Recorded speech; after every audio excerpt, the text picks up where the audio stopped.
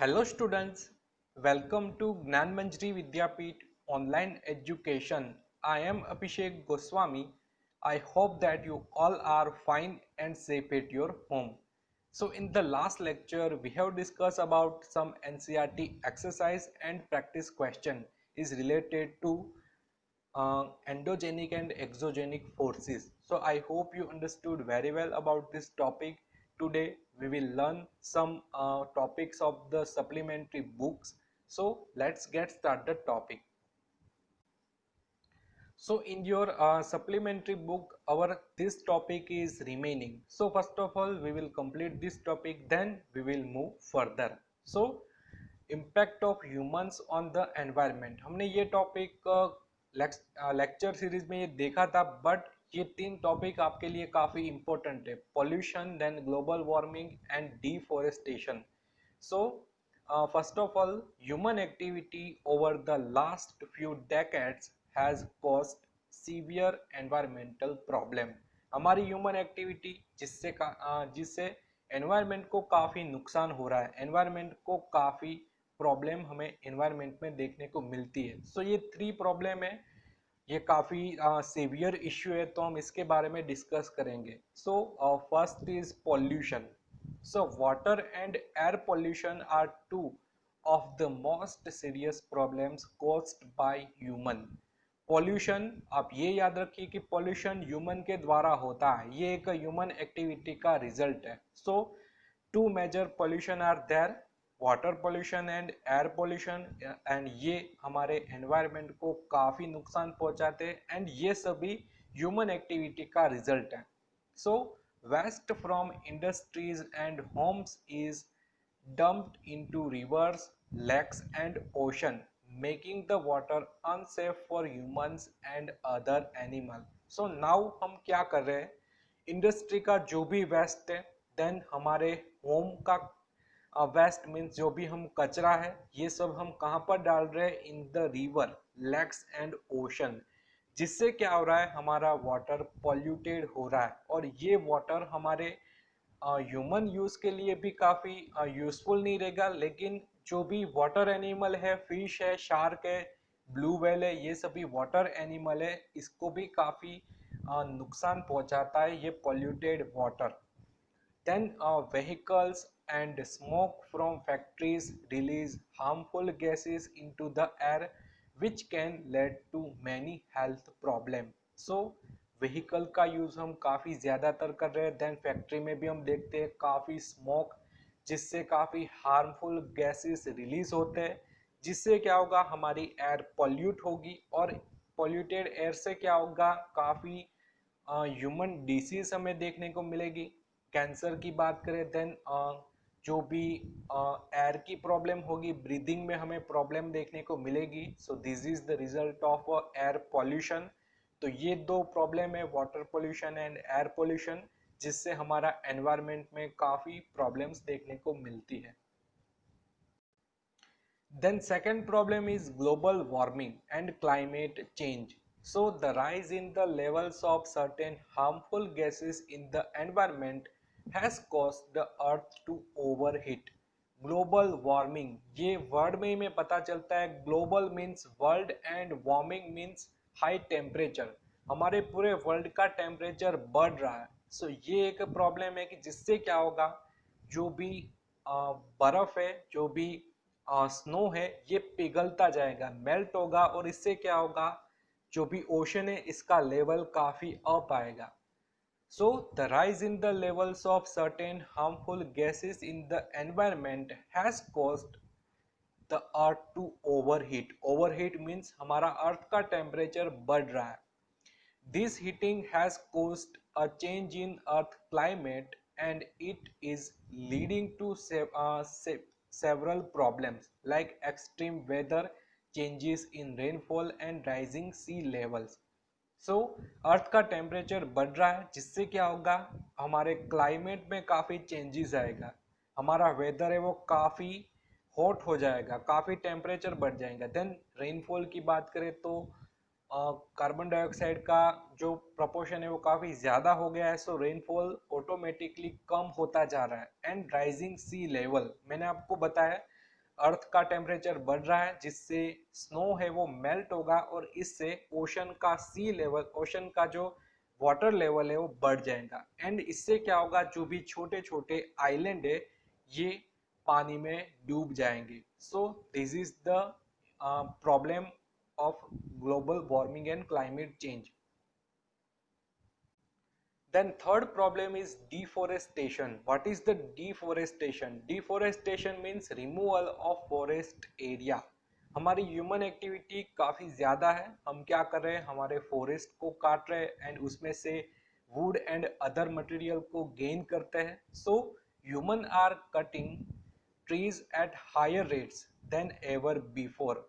पहले हम काफ़ी कम यूज करते थे फॉरेस्ट का, बट आज की बात करें तो काफी ग्रीडी मोटिव्स हमारे ह्यूमंस के हैं और हम ज्यादातर फॉरेस्ट के प्लांट को काट रहे हैं। So such deforestation has led to lesser rainfall, loss of the habitat for animals and higher temperature. Deforestation से क्या होगा, first of all lead to lesser rainfall. Rainfall हमें कहाँ से प्राप्त हो रहा है, फ्रॉम द प्लांट, और प्लांट को ही हम काट देंगे सो रेनफॉल ऑटोमेटिकली कम हो जाएगा। Then loss of habitat for animals. हम देखते हैं जो भी वाइल्ड एनिमल है ये सभी हमें फॉरेस्ट में देखने को मिलते हैं।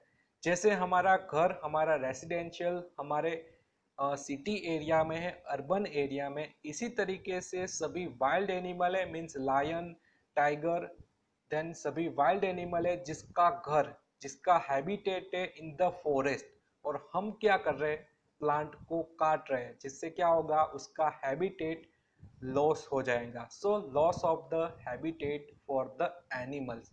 And third result is higher temperature. Plant क्या करता है, कार्बन डाइऑक्साइड को कंज्यूम करता है एंड ऑक्सीजन को रिलीज करता है।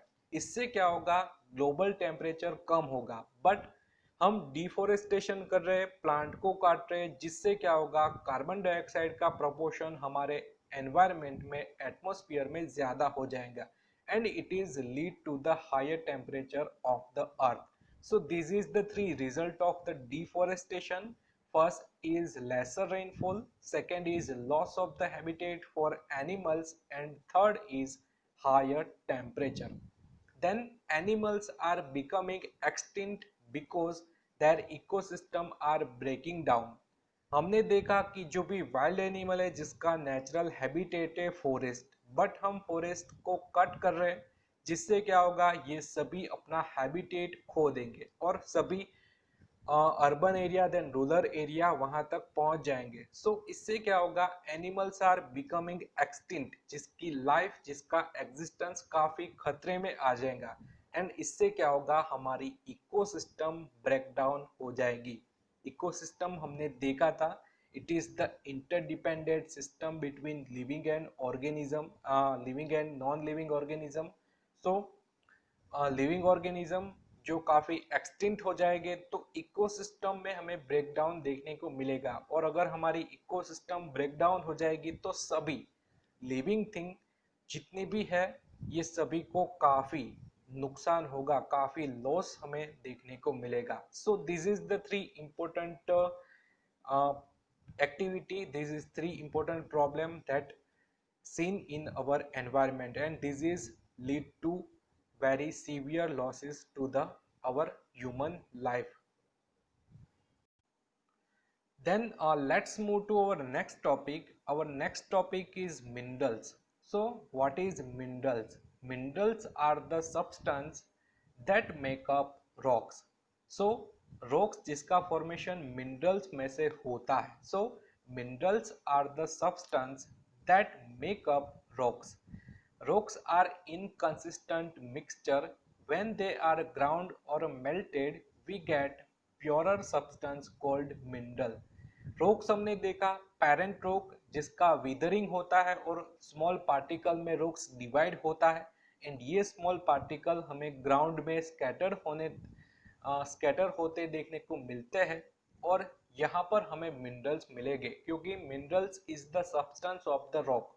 रॉक में से मिनरल में से रॉक बनते हैं, मीन्स मिनरल एक दूसरे के साथ कंबाइन होंगे और एक बड़े रॉक का फॉर्मेशन करेंगे। So rocks can be made up of two or more mineral.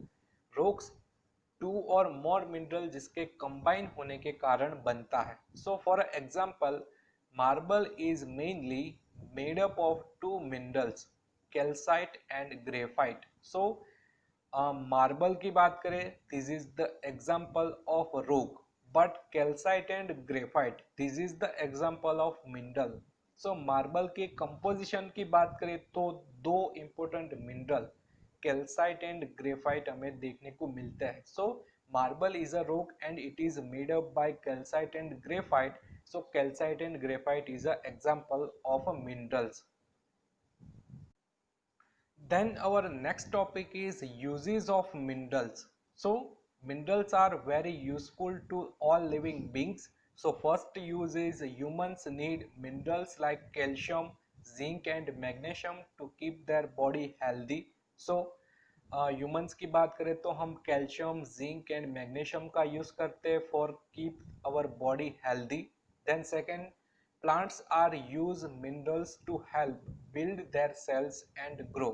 Plants भी डिफरेंट मिनरल्स का यूज करते हैं उसकी बॉडी, उसकी जो भी कंपोजिशन है उसके सेल है जिसको ग्रो करने के लिए.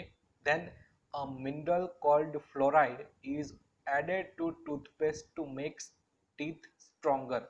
सो एक फ्लोराइड जैसा एक मिनरल है, ये क्या करता है टूथपेस्ट में जिसको हम ऐड करते हैं, और ये हमारे टीथ को स्ट्रॉन्ग बनाने के लिए काफ़ी इंपॉर्टेंट है. So this thing you must remember. Then copper is use to make wire, then coins, pipes etcetera. हम कॉपर का ज़्यादातर यूज करते हैं, वायर में हम कॉपर का यूज करते हैं. देन कॉइन्स, सिक्के बनाने के लिए भी हम कॉपर का यूज करते हैं. एंड पाइप्स, ये सभी बनाने के लिए हम कॉपर का वाइडली यूज करते हैं. Then fifth is diamonds are also minerals, they are used to make jewellery. हम ज्वेलरी में देखते हैं काफी सारे डायमंड्स होते हैं. सो डायमंड्स भी एक मिनरल्स का एग्जाम्पल है एंड ये ज्वेलरी बनाने के लिए सिंपल सा यूज होता है. Then sixth is minerals like iron are used in a construction. कोई भी कंस्ट्रक्शन का वर्क हो वहाँ पर हम आयरन का यूज़ करते हैं. हम हमारे घर को बनाते हैं वहाँ पर भी आयरन का यूज़ करते हैं. बेंचेस की बात करें, देन सभी मटेरियल जिसका कंस्ट्रक्शन हमें करना है वहाँ पर हम वाइडली आयरन का यूज़ करते हैं. And iron is also the example of minerals. So this is about usages of minerals.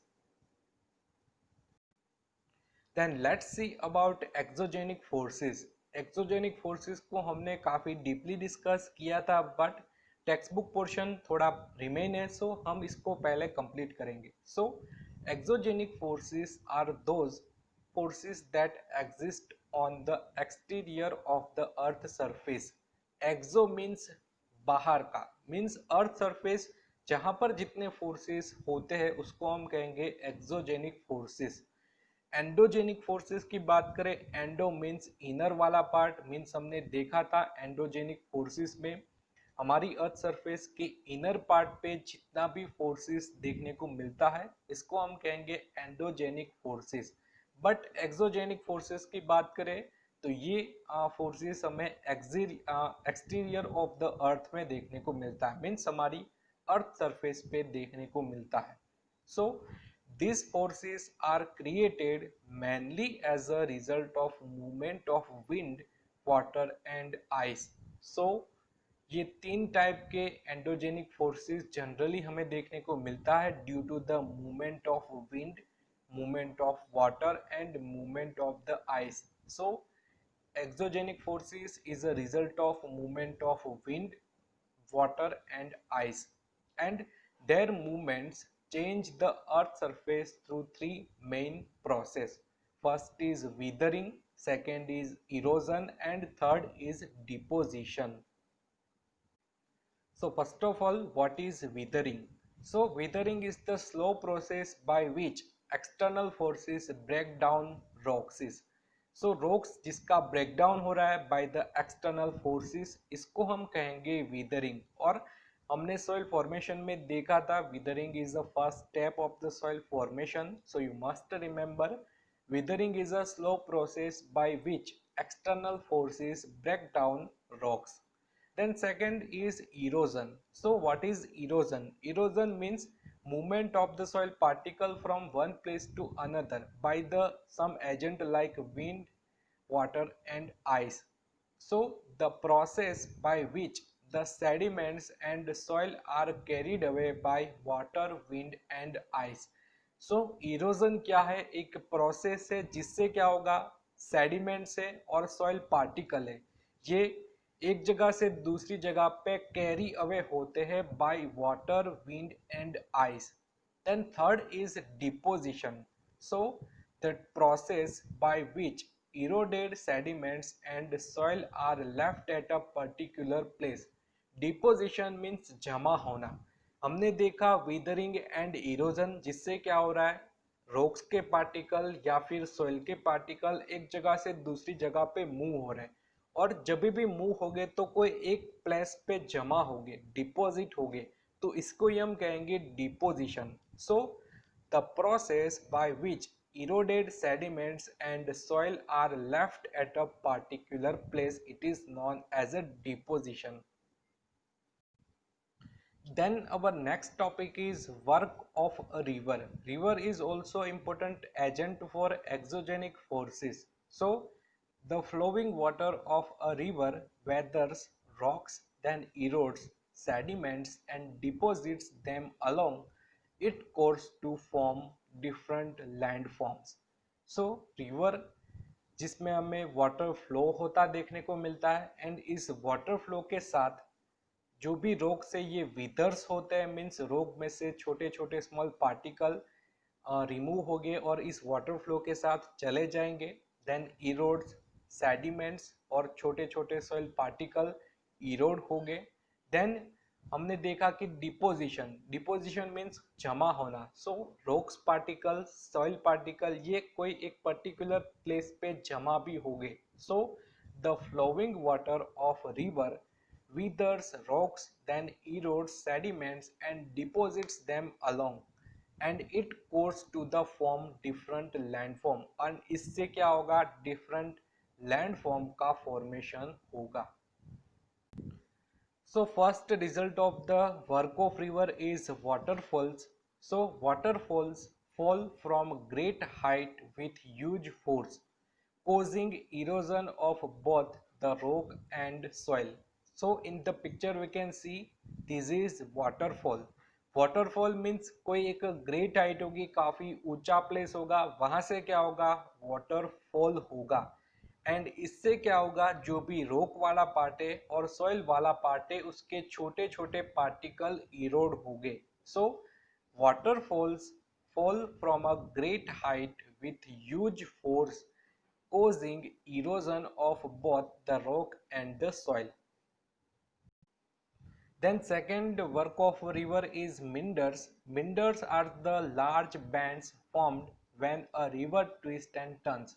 So in the picture we can see river क्या कर रही है, twist and turn हो रही है, और इससे क्या होगा, एक large band का formation होगा. In the picture we can see twist हो रही है हमारी रिवर, और दोनों के बीच में एक लैंडफॉर्म हमें देखने को मिलता है. सो ये क्या है, एक रिजल्टेड डिपोजिशन का, क्योंकि रिवर क्या करती है, उसके वाटर फ्लो के साथ कई सारे सॉइल पार्टिकल इरोड होते हैं और एक जगह पे डिपॉजिट होते हैं. सो हम देख सकते हैं कि एक ट्विस्ट एंड टर्न है, उसके बीच में एक लैंडफॉर्म है जहां पर ये सभी सॉइल पार्टिकल डिपॉजिट होते हैं. So meanders are the large bands form when a river twists and turns.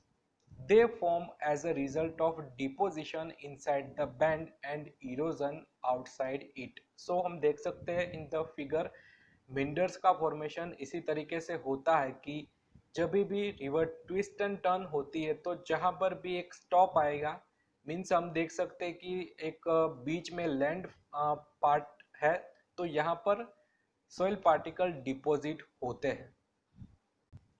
Then third work of river is flood plain. So when rivers flood the land, they deposit sediments and soil and forming flat fertile landform called flood plain. Flood plain हमने last lecture में भी discuss किया था। What is flood plain means flood जहां पर water flow की speed काफी ज्यादा होती है। तो इस वाटर फ्लो के साथ कई सारे सोइल फर्टाइल सोइल पार्टिकल एक जगह से दूसरी जगह पे ट्रांसफॉर्म होते हैं और कोई एक प्लेस जहां पर ये वाटर फ्लो स्टॉप होगा और वहां पर हमें काफी फर्टाइल सॉइल पार्टिकल डिपॉजिट होते देखने को मिलेंगे और वहां पर एक flat and fertile land form का फॉर्मेशन होगा और इसी को हम कहेंगे फ्लड प्लेन मींस फ्लड के द्वारा जो भी लैंड फॉर्म का फॉर्मेशन हो रहा है जिसको हम कहेंगे flood plain. Then fourth result is levees. So a flowing river continuously deposits sediments along its bank, building natural raised walls called levees. So हम पिक्चर में भी देख सकते हैं कि रिवर के दोनों साइड बैंक वाला पार्ट मीन्स दोनों का जो किनारा होता है वहां पर काफी सारे सेडिमेंट्स डिपॉजिट होते हैं और एक हाइट वाला स्ट्रक्चर हमें देखने को मिलता है। जैसे हमें मानो कोई वॉल हो, एक नेचुरल वॉल हो, ऐसा हमें देखने को मिलता है जिसको हम कहेंगे levees. So once again I repeat, a flowing river continuously deposits sediments along its bank, building natural raised wall called levees. Then fifth work of river is oxbow lakes. So oxbow lakes are formed when a river deposits so much sediment along its bank that it cuts off a bend in a meander.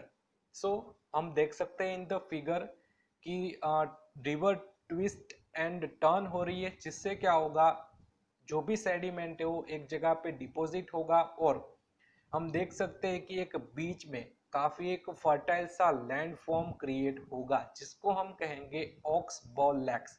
Means एक हम देख सकते हैं एक figure हमें देखने को मिल रही है, ट्विस्ट एंड टर्न वाली रिवर हमें देखने को मिल रही है। ये जो भी फिगर है ये स्ट्रक्चर है जिसको हम कहेंगे ऑक्स बॉ lakhs. Then sixth work of a result is delta. As a river approaches the sea, it slows down and splits into distributary, and distributaries deposit sediment creating a landform called a delta. So हम जानते हैं कि river कहाँ पर मिलती है, in the C.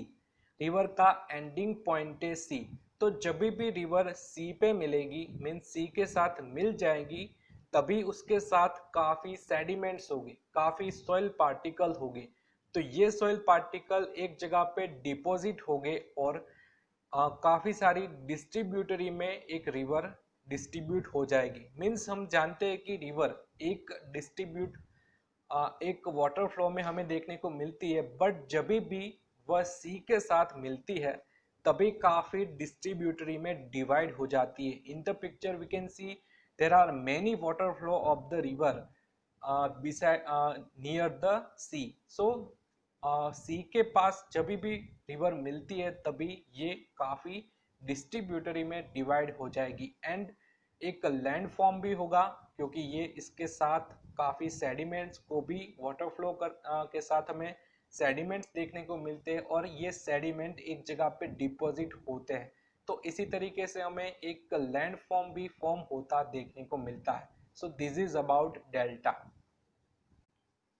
So in this topic we have discussed three important topic of supplementary book. First of all we have discussed about impact of human beings towards the environment. So in this topic we have discussed three important topic. First of all we have discussed about pollution, then we have discussed about global warming, and last we have discussed about deforestation. Then in the second topic we have discussed about mineral. So in this topic we have seen definition of minerals and uses of the minerals, and in the last we have discussed about some exogenic forces. Like in this topic we have discussed about work of the river. So there are six main work of the river, and in this lecture we have discussed about the work of the river. So I hope you understood very well about this topic. If you have any doubt regarding this topic, you can ask me anytime. So now this is end of the video. In the next video, we will discuss some more exogenic forces. So I hope आप सभी को ये topic समझ में आ गया होगा. तब तक के लिए stay home, stay safe. Thank you.